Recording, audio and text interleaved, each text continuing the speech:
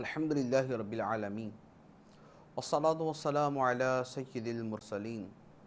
اما بعد فاعوذ باللہ من الشیطان الرجیم بسم اللہ الرحمن الرحیم الصلاة والسلام علیک یا رسول اللہ وعلی آلک واصحابک یا حبیب اللہ الصلاة والسلام علیک یا نبی اللہ وعلی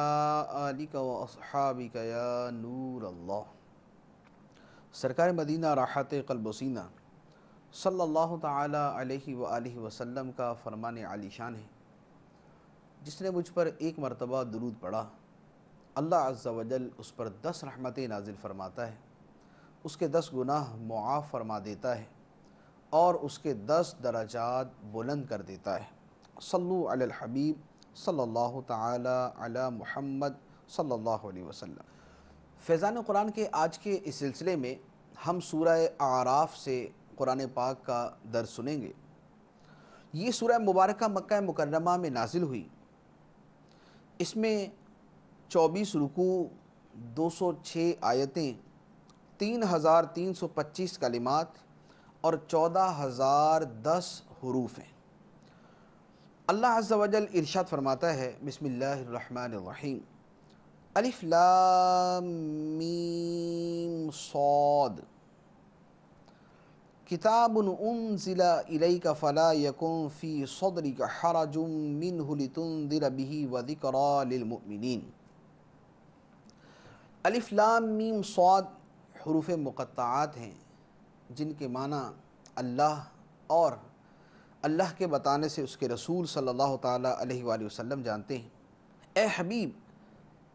یہ ایک کتاب ہے جو آپ کی طرف نازل کی گئی ہے تاکہ آپ اس کے ذریعے ڈر سنائیں اور مومنوں کے لیے نصیحت ہے، پس آپ کے دل میں اس کی تبلیغ کی طرف سے کوئی تنگی نہ ہو۔ سورہ مبارکہ کی ابتدا قرآن پاک کے تذکرے سے ہوئی۔ ارشاد فرمایا کہ اے محبوب صلی اللہ علیہ وآلہ وسلم، ہم نے یہ قرآن آپ کی طرف نازل فرمایا اور اس نزول کا مقصد یہ ہے کہ آپ اس کے ذریعے لوگوں کو اللہ کے عذاب سے ڈرائیں، اللہ تعالیٰ کے عذاب کی وعیدیں انہیں سنائیں تاکہ وہ اپنے گناہوں اور اپنی نافرمانیوں سے باز آ جائیں۔ اور اس کے ساتھ وَذِكْرَىٰ لِلْمُؤْمِنِينَ، یہ قرآن، یہ کتاب مومنوں کے لیے نصیحت ہے، ان کی زندگی کے جملہ معاملات میں، ان کے اللہ تبارک و تعالی سے تعلق کے حوالے سے یہ قرآن ان کے لیے نصیحت ہے۔ اور چونکہ قرآن پاک گناہگاروں کو سنانے میں، کفار تک پہنچانے میں، تبلیغ دین کرنے میں بے شمار مشکلات پیش آتی ہیں، مصائب کا سامنا کرنا پڑتا ہے، تو ان تمام چیزوں کے پیش نظر اللہ عز و جل نے ارشاد فرمایا فَلَا يَكُنْ فِي صَدْرِكَ حَرَجٌ مِّنْهُ،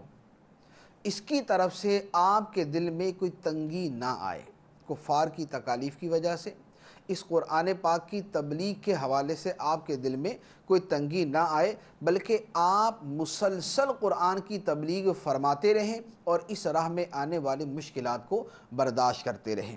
فرمایا اتبعوا ما انزل الیکم من ربکم ولا تتبعوا من دونہ اولیاء قلیلا ما تذکرون۔ اے لوگو، تمہارے رب کی طرف سے تمہاری طرف جو نازل کیا گیا ہے اس کی پیروی کرو اور اسے چھوڑ کر اور حاکموں کے پیچھے نہ جاؤ، تم بہت کم سمجھتے ہو، تم بہت کم سمجھتے ہو۔ یہ آیت مبارکہ نہایت ہی جامع آیات ہیں اور آج کے زمانے میں بطور خاص اس کا مفہوم سمجھنا نہایت آسان اور اس پر عمل کرنا اتنا ہی ضروری ہے۔ فرمایا کہ اللہ نے تمہاری طرف ایک کتاب نازل فرمائی، اس کی پیروی کرو، قرآن نازل فرمایا، اس کی پیروی کرو، وَلَا تَتَّبِعُوا مِن دُونِهِ اولیاء، اور اس کی پیروی چھوڑ کر اور حاکموں کے پیچھے نہ جاؤ۔ قرآن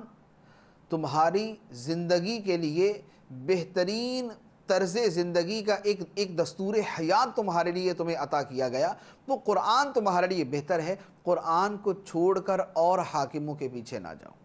اور قوانین اور طور طریقے اور انداز ان کے پیچھے نہ جاؤ، بلکہ اللہ عز و جل نے جو قرآن تمہیں عطا فرمایا ہے اس کی پیروی کرو۔ فرمایا قلیلا ما تذکرون، تم بہت ہی کم سمجھتے ہو۔